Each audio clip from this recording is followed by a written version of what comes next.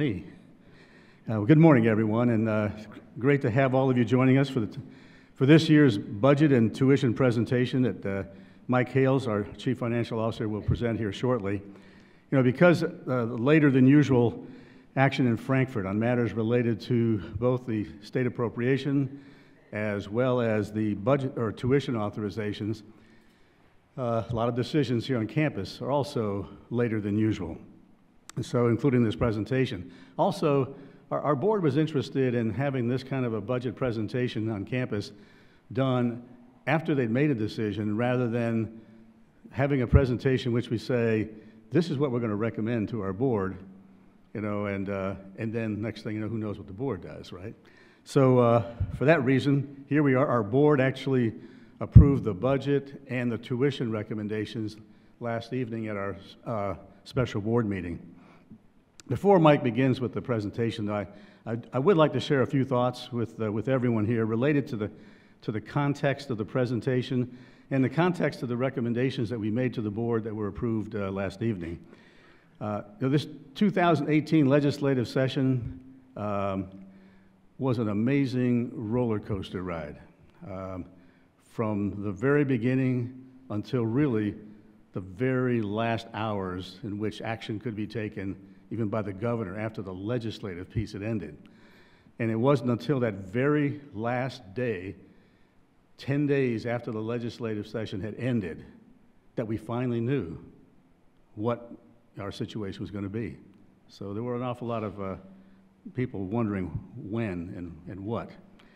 Well, key is, though, in terms of setting the context, understand sort of as we entered this legislative session, we entered with three important key priorities that we were going to look upon as far as advocacy was concerned for our university.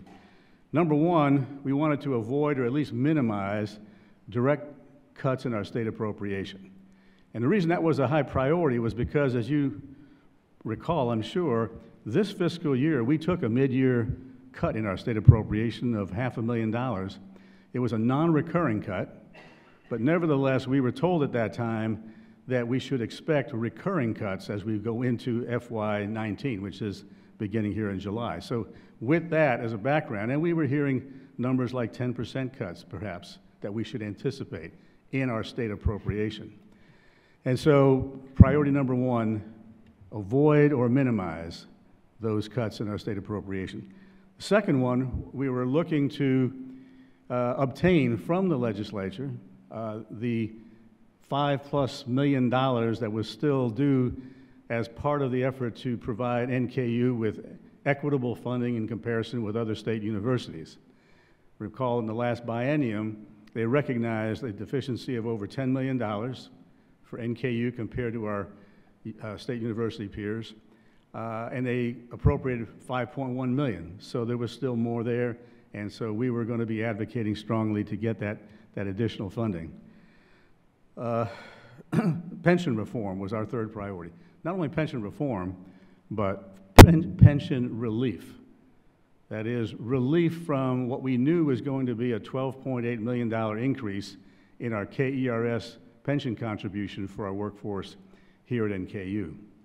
And so those were our priorities. Now, with those priorities, what we did was we sought, you know, to get an advocacy effort going with our internal campus community, with our alumni community, with our NKU Foundation, with various business groups who have a stake in our producing the talent that they need for the workforce, and as well as other friends of the university.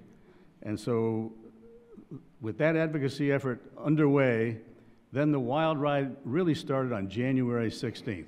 That was the day that the governor presented his budget to the General Assembly. And that budget that was presented by the governor to the General Assembly essentially did three things, and none of them good from the standpoint of our fiscal situation. The first thing that budget said was our appropriation would be cut by $4.5 million. That equates to about 8.8%. Number two, provided no equity or performance-based funding. And number three, it provided no relief from our $12.8 million increased cost for KERS. So those three things together in the initial budget that kicks off the whole session was an over $17 million hit that we would have to absorb. And that does not count at all any internal budget pressures that we would have to deal with beyond that. So that was significant. Well, during that period, of course, we accelerated our advocacy efforts. And I want to thank all of you in this room, those of you who are listening on the live stream, and those of you who might view this later. Thank you for the efforts that you made to advocate on our behalf in this regard. It's important to understand that that advocacy works. It works. You talk to legislators, and the comments that they make about the impact that that advocacy effort on your part, it works. So thank you for that.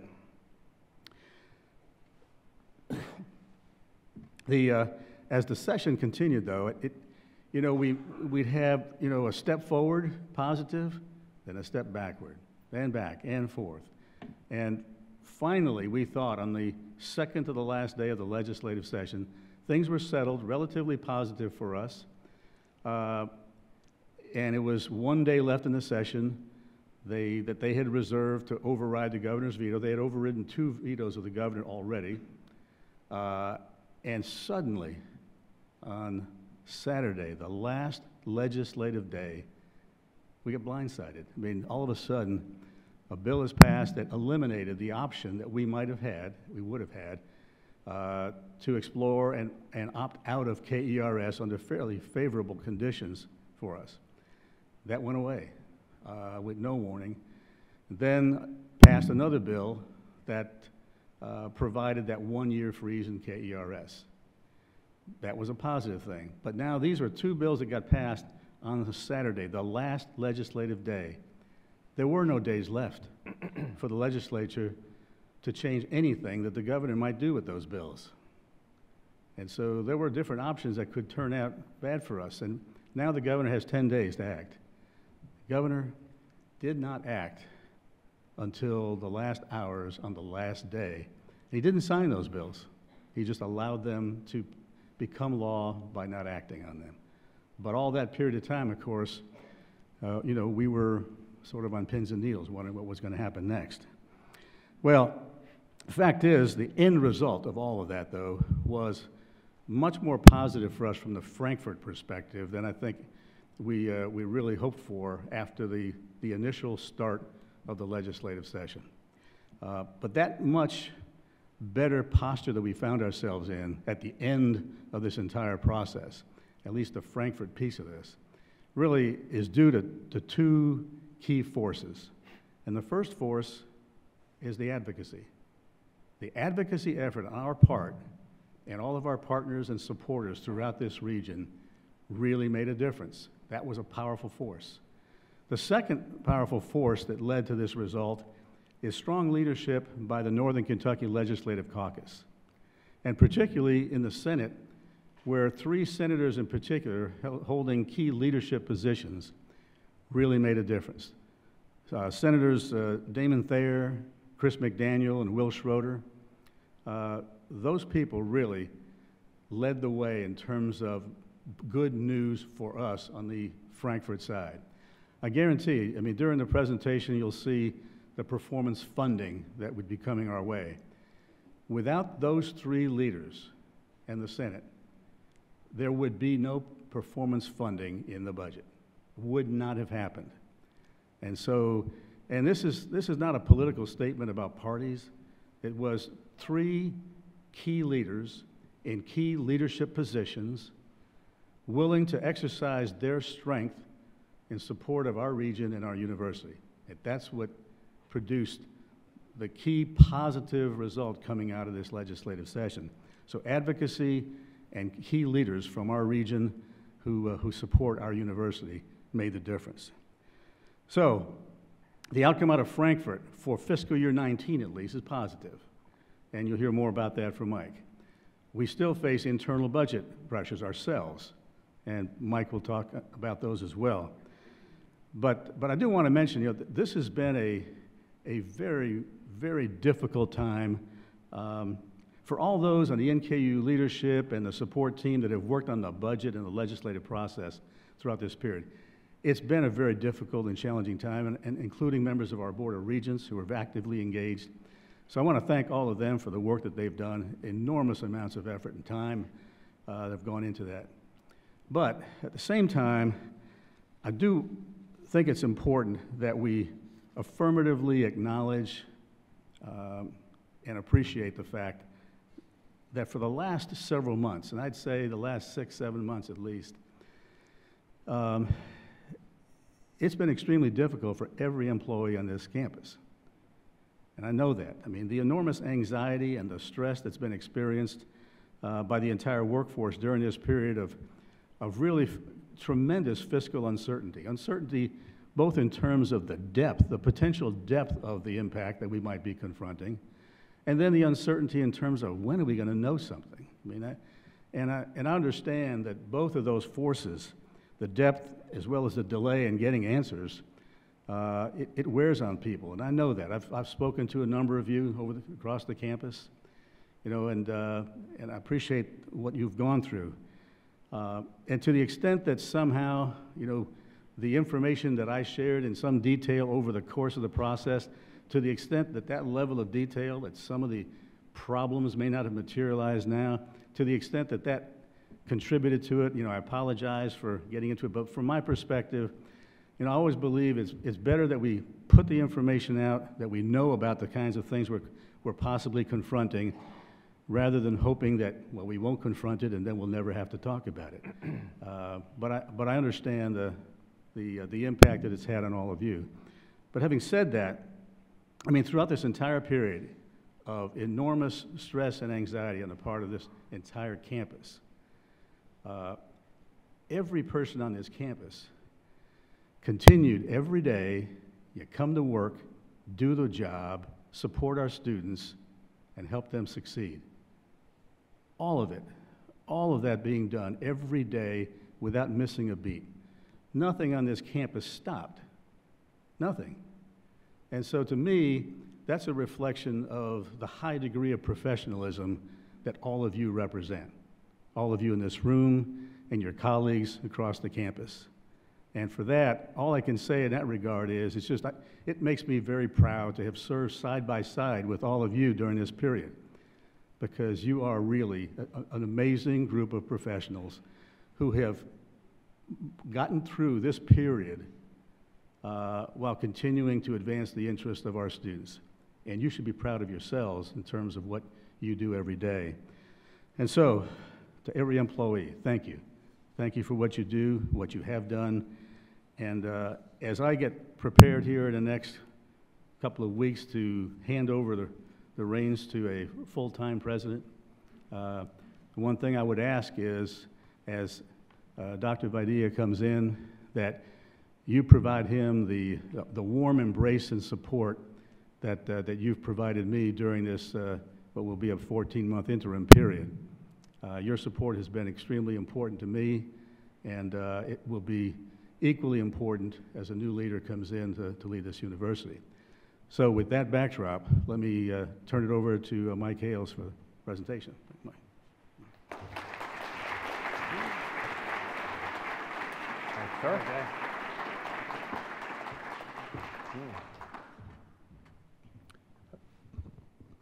Thank you, Jerry, and again, thank all of you for coming out this morning to hear the budget address, talk about the tuition and the budget that was approved last night by the Board of Regents.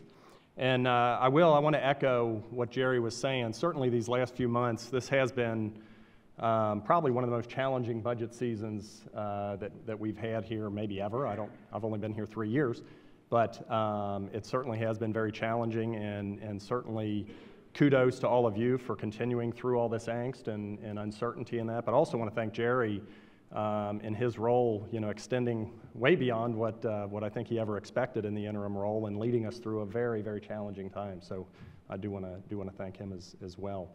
But want to spend just a little bit of time walking through some slides and talk about how we arrived at the tuition recommendation that we did and how we arrived at the budget authorization that we did.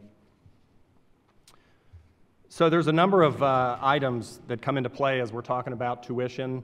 A lot of the things that we consider, enrollment and scholarships, state appropriations, and the fixed cost, as well as other sources and uses of revenue. So we're going to talk a little bit about each of those and in the context as to how that impacted our decision on the tuition. So enrollment is obviously one of the most important things that we factor in. Looking at projections, we work with Kim Scranage and her folks in projecting enrollment and looking at the trends over the years to try to project what we think the fall of 18 is going to look like. This slide shows over the last 10 years or so the trends. We've talked about, any of you who have been to any of the open forums or any of the other meetings, you realize that we did max out back in around 2010, 2011, and since then we have seen declines in our enrollment. You can see in the last few years, though, that those trends have moderated somewhat. The decline has gone down some, and in fact, the fall of 17 was the smallest decline that we've seen, about 0.5%. One thing we have to keep in mind, though, is one of the factors that caused that moderation, at least in fall of 17, was a significant impact or increase in school-based scholars, the high school students that are taking the dual credit hours. Kentucky capped that at $52 a credit hour in the last couple of years. That's compared to almost $400 per credit hour that the normal student would pay. So with that, we have to take that into account because the revenue that is coming in on those students obviously is not the same as the other. So if we back those out, the decline in the fall of 17 was about what we budgeted, about 2%, 2.5%, something like that. So we do have to factor the school-based scholars in as we're looking at the enrollments. Another factor that we have to take into account is our scholarships. This slide shows, you can see that our scholarships and our financial aid has dramatically increased over the last 6 or 7 years. A lot of that has been intentional. We have been trying the last several years to focus more on need-based aid and addressing the student affordability. But this is not a trend that is unlike what other universities are seeing. The demographics that we're seeing with the high school graduates and the number of students coming into the pipeline, certainly in our region, but all across the country, we have seen declines since the recession. We have to take that into account and look at the competition for the students, and so that is driving what you can call it the scholarships, the discount rate. That has been driving higher and higher, and so you can see we're projecting about a $2 million increase in our financial aid and our scholarships for fiscal 19. Jerry mentioned a little bit about the General Assembly session. It was a roller coaster ride. This past session, we really, up until the very end, did not know what it was going to look like, and could have been dramatically different than it was. But just kind of summarize, the 6.25% cut, which for us was about a little over $3.1 million, did go into effect. But as he mentioned, because of the advocacy and because of the help of our legislators, we did get the $31 million statewide put into the performance fund. For us, that's approximately $5.5 million. Now again, that is an estimate. The Council on Post-Secondary Education calculated what our piece of that would be and came up with about $5.5 million. That's based on one-year-old variables. The new variables are just now being set, and by the end of this month, we should know exactly what that number is. Probably going to be plus or minus a few $100,000 off of that $5.5 million. So the total impact of that, we did end up with a little over $2 million in additional state appropriation. So again, considering how the session started, certainly that was a positive. The other big issue this year that you all heard many times in the last few months is the pension. And as Jerry mentioned, it came down literally to the last day. The House Bill 362 that would have allowed us to opt out of KERS was repealed very late in the session. However, at the last minute, they did pass a companion bill that froze our pension. So right now, We're contributing about $18 million into our KERS pension for fiscal 18. It will freeze at that $18 million, so we will not see the $12.8 million increase that we were expecting earlier. Now that does mean that next year we may be facing the same issue if they do not fix it.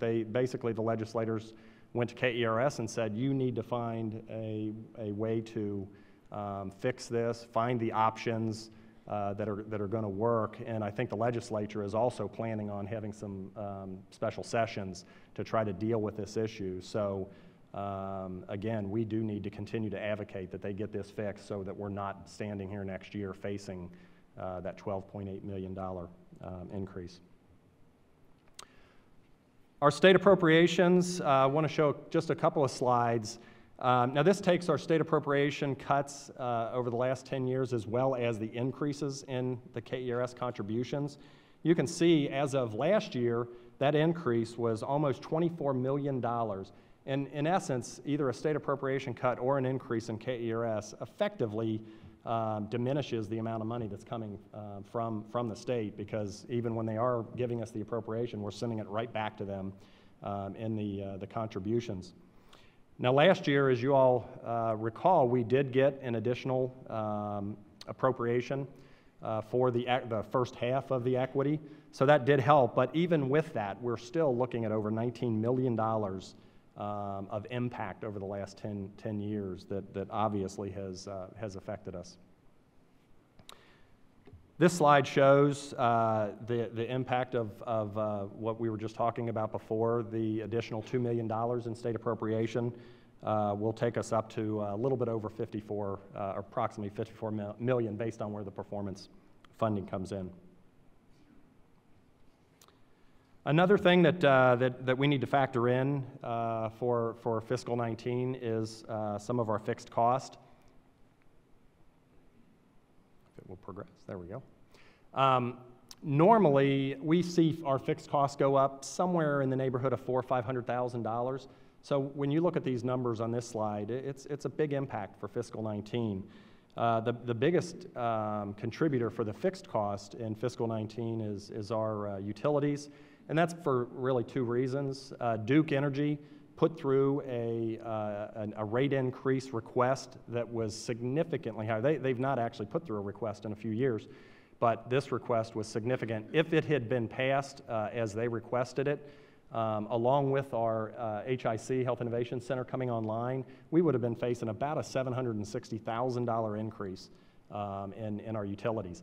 As it is, the utility board did not allow the full increase to go through, but we're still going to be looking at almost $500,000 in increase with our utilities for fiscal 19. That, in addition to some insurance increases that we're looking at, and a few other factors contribute to that $1.5 million increase that we're looking at.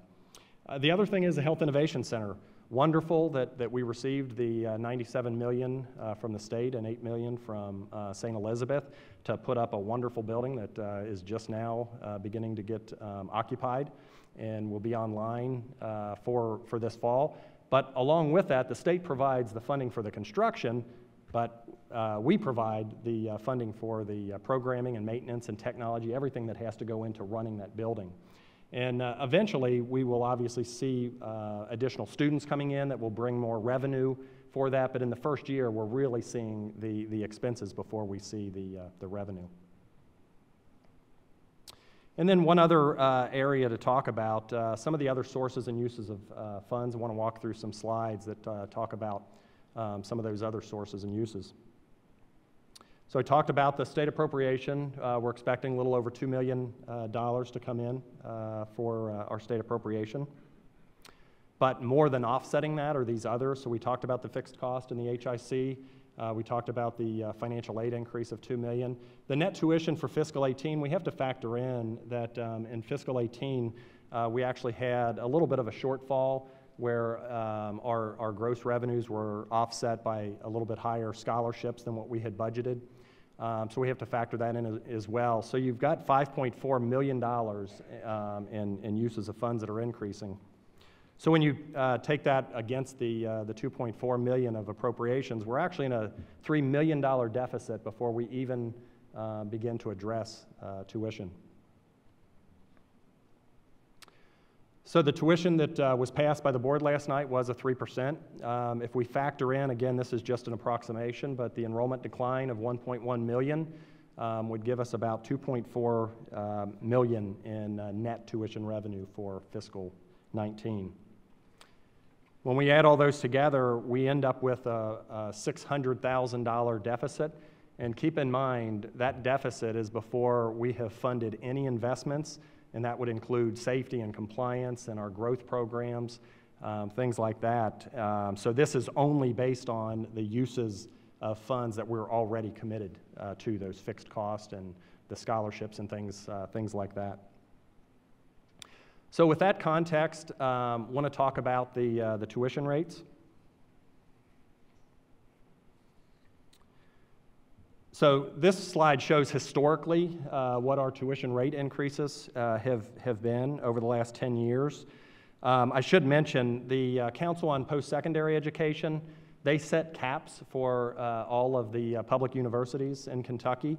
They began setting those caps on undergraduate back in 2007. And those caps over the last probably 7 or 8 years have ranged in the 3 to 5% range. So you can see we've, well, obviously we had to stay within those caps, but you can see over the last few years it's been more in the 3 to 4% range. But one thing to keep in mind is students don't pay percentages, they pay dollars. And so when you look at this on a dollar basis, annualized, the undergraduate resident rate, 3% would be about it's a little bit over $280 per year, which comes out to about 77 cents per day. We also want to look at, though, how does our tuition rates compare to our competitors, both public and private. So this one shows the private universities of Xavier and Thomas More, in addition to the Kentucky institutions and University of Cincinnati. You can see that we're somewhere in the mid to low range when you compare the tuition rates. If you just look at the public, if we take out Thomas More and Xavier, it gives a little bit better scale here because they're so much higher. This slide shows what we've been told, either from the universities already having board action or just publicly coming out saying what their intention is. So this shows our 3% compared to what the other Kentucky institutions have done, as well as UC and Xavier and Thomas More. It was fairly publicized that Morehead and Eastern had come out with 0% increases. But you can see the other institutions. Louisville came out with about a 4%. University of Kentucky is the only one who has not said what they're doing yet. We plugged in a 3%, not knowing exactly where they're going to land. But this gives a good indication of how our 3% compares to what others are doing and where that will put us in comparison on the tuition rates. So tuition's not the only thing that our students pay, particularly those who are staying here on campus. So the other thing we wanted to do is look at our competitors, both public and private. How does our cost of attendance? And so that cost of attendance, if you can't read the note there below, it's basically just taking the tuition as well as room and board, books, transportation, other miscellaneous fees. Again, you can see we're kind of in the middle to low end when you look at our competitors. Now I want to show the details on our proposed tuition rates. Again, I mentioned that on the undergraduate rates, the Council on Post-Secondary Education sets the caps. They actually this year, and it's the first time they've done this in a few years, but they set a 2-year cap. So it's a cap over fiscal 19 and fiscal 20. They set that cap at 6% over the 2 years with no more than 4% in any given year. So we had to obviously take that into account as we were proposing our tuition. That means that with the 3% this year, next year we would be capped at 3% unless the council does, if there's any kind of extenuating circumstances, they do have the ability to make adjustments to it, but if they do not, then we would be limited to 3%. So you can see on this slide, it doesn't work out to exactly 3%. It's because we work in whole dollars. We don't want to do increases at the cent level, so it's a little bit above and a little bit below, but the intent is that it's a overall 3%. I should mention the Council on Post-Secondary, they only set caps on the undergraduate, not on the graduate. So the graduate rates, it's up to us and the board to approve, based on market of what we deem appropriate.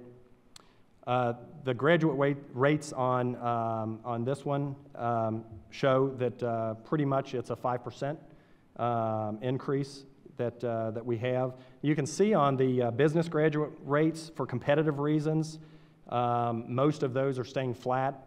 The exception to that is the MBA. We felt like there was some upward capacity to raise that a little bit. This slide shows the nursing tuition rates. You can see the doctorate of nursing profession and the master and the CRNA rates are increased approximately 4%.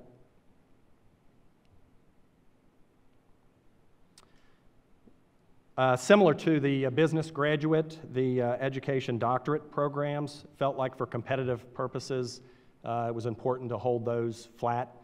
And then the law rates are increasing at 5%.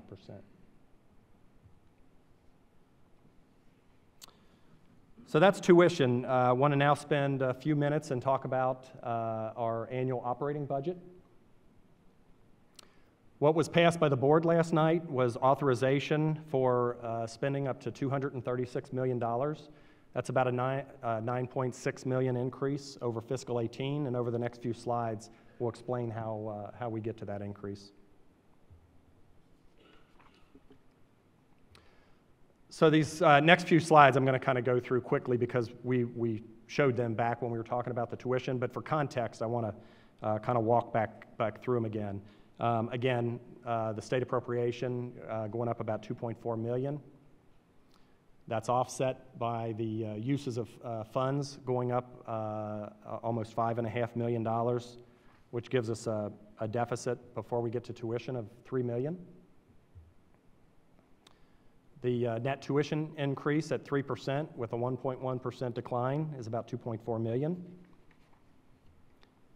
So we're left with a deficit of $600,000 before we get into any of the investments that we're proposing.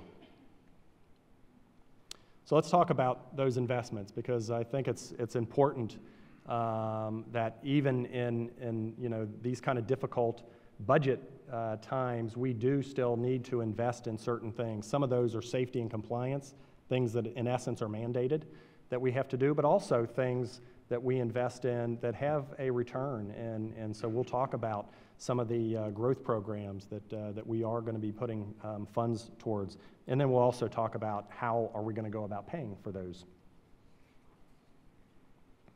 So the mandates and strategic investments, these are what we would refer to as the recurring investments. So these go into the annual budget and until they are cut or whatever, they will stay. They are recurring. They stay in our budget.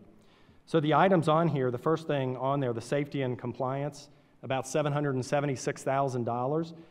That's comprised primarily of resources for a chief security officer and software that will help us deal with the cybersecurity attacks.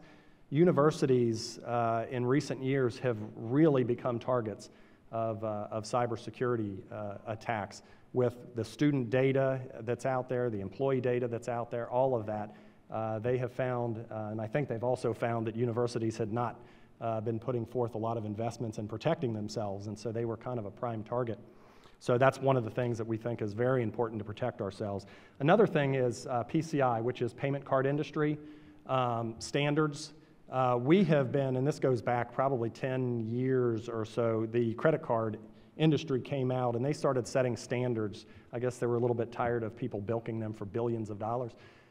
They set standards that had to be met in order for us to be able to use their cards.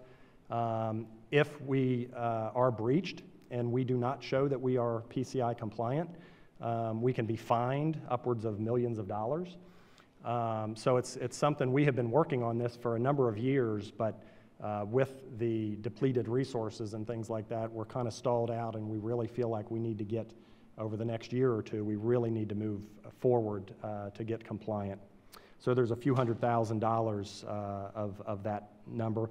And then the last thing, we also are putting some funds forth for some creating some resources to address the Title IX issues that you're hearing more and more about in the news in the last few years at universities. The other thing I mentioned, the growth programs. So the College of Informatics, College of Health Professions, the STEM plus H, all of those are areas that we feel like that are going to be growth areas, areas that we need to be prepared for the student demand over the next few years. So we are putting about $2.2 million into those resources. Those resources are things like faculty lines, advisors, just other resources to help in those areas. The other thing we feel like is very important to continue to be committed to are compensation increases for all of you and for the faculty and staff that work so hard. What this represents, the $1.7 million, is actually a 3% increase, but going into effect on 1/1 of 19. So you actually see half, it would be about a $3.3 million annual investment, but about half of it will go into fiscal 19 and then half will go into fiscal 20. The other is really made up really of two things. In our advancement area with the 50th anniversary, there's some campaign funds that are being put in there. And then also we utilize some student recruitment through a company called Royal. There's a couple $100,000 of recurring investments for that as well. So that's our recurring investments, so about $5.2 million. So non-recurring, what we mean by that, these are more one-time type investments that do not go into the recurring budget. But again, they're still very important to get this kind of funding. The first item on there, again, safety and compliance. Some of those are the same things. There's some PCI non-recurring investments to help get us jump-started with moving towards compliance on that. But the big piece of this one is actually the soccer field turf replacement. The turf on the soccer field's about 8 years old now, and that some testing that was done showed that it's reaching a level that if we do not replace it, it could be dangerous for any of the athletes. The liability issues there are certainly not worth taking the risk on that. By deferred maintenance, what we're talking about, those are things, all kind of maintenance around with the buildings and things here. We're starting to get to the point where that has been growing and growing. We probably have $20-some million of just known projects right now that need to be taken care of. We started last year, we put about $1.5 million of recurring funds and then about $1.3 million of non-recurring funds last year. This is for an additional $1.3 million of non-recurring to continue to address those priority items that we need to here on campus. And then the resources I mentioned, the recurring, there was a couple $100,000. There's also about $635,000 of non-recurring to go towards the capital campaign. And then the other non-recurring that's there, the $115,000, most of that is some non-recurring for the health innovation technology investments that are needed, some one-time items. So the total of those is just under $3 million. When you total all that up, we have about $8.1 million of investments that we're looking for. So the question might be, okay, how are we going to pay for those? And that's what we're going to talk about now. So this slide shows, if you go down to the middle, the non-recurring investments, those were $2.9 million. We're actually, to pay for those, we use net assets, which is another term for net position. If you recall, when Jerry was mentioning, we took a mid-year cut. If you came to any of the open forums, we mentioned we have about a $2 million contingency reserve that we budget every year. We could have easily used that to cover the little more than $500,000. We intentionally chose to make non-recurring cuts instead so that we could preserve that $2 million investment. So we have preserved that full $2 million, and in addition, we actually will likely end the year with about a $3 million increase that will allow us to fund these non-recurring investments. But that still leaves $5.8 million when you add the $600,000 deficit we talked about before, plus the $5.2 million in recurring, leaves a $5.8 million that we have to cover. So those get covered through reallocations and cuts. Before I talk about that, though, I do want to talk about the process that we use as we go through this. Obviously, we need to make sure that through various meetings that we do continue to keep the campus educated on what the financial condition is. That's why we've had so many of those open forums. But we've also had a number of stakeholder meetings. We've met with the deans, with the chairs, with the Faculty Senate Budget Committee, Student Government, Staff Congress, for two reasons, really. It's to try to make sure that everybody does understand the ramifications of the budget, the different factors that go into the budget, but also we want to solicit input. We want to understand what are the priorities, what things are important to both the faculty and the staff. The faculty also provide us with a budget priority survey, which also helps to enlighten us as to what those priorities are, what's important. We also, as I mentioned, we've had several open forums several months ago. And this year we also put in place a website to solicit ideas on revenue generation and cost savings. That website, we ended up receiving somewhere between 600 and 700 suggestions, which was wonderful to have that much involvement. And all of that information from all of those different sources was passed on to the vice presidents and the division heads to be able to utilize to guide their decisions as we went through this process. So as far as the reallocations, so you can see that academic affairs has the highest dollar amount, the $3 million, but we also wanted to show that as a percentage of their base, it's the smallest of these three areas, 3.2%. That was intentional because we wanted to make sure we know that the instructional resources have got to be protected for us to continue to grow. So we did have them as the smallest percentage of the base. Administration and finance is about $2.5 million. That's about 7.2% of their base. And then student affairs is about $300,000 or 4.3%. So that is what ends up covering the $5.8 million. So this next slide shows the impact of the reallocations. We've talked before about the fact that our discretionary budget, about almost 90% of our discretionary budget is in personnel. So that's why when you look at this slide and you see that $4.5 million of the 5.8 is coming, or 5.8 is coming from the personnel. That's why. That's where there's just not, over the years, the operating has been cut so much, there's just not that much left. So there's $4.5 million in personnel and $1.3 million in operating. The $4.5 million results in the elimination of 11 faculty positions, 4 non-tenure track, 2 of which are filled, and then 7 tenure track, of which all are vacant. And then the elimination of 52 staff positions, of which 9 are filled. Keep in mind, though, I wanted to put at the bottom of this slide the investments that we've been talking about. Those will result in, we're expecting, 42 positions, about 19 faculty and 23 staff. So for those impacted in the positions above, over the next few weeks, HR will be meeting individually with those individuals that are impacted to make sure and support them through the transition. One thing to consider, though, they will be given consideration for other positions on campus, including these 42 positions. All of the notifications that for those impacted employees will take place by no later than June 29th of this year. And so as to not really end on a down note, I do want to reiterate again that given all of what we face, and again, like Jerry said, back on January 16th, after we saw the governor's initial proposal, it certainly looked extraordinarily dire.